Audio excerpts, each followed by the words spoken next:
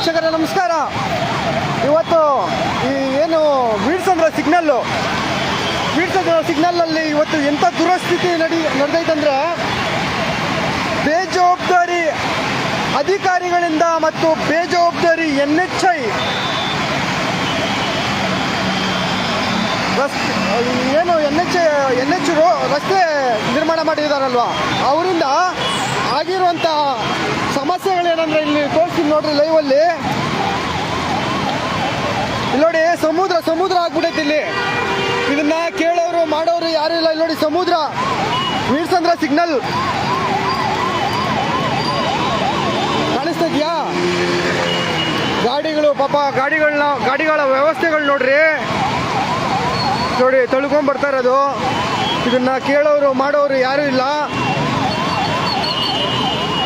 ಸಮುದ್ರಕ್ಕಿಂತ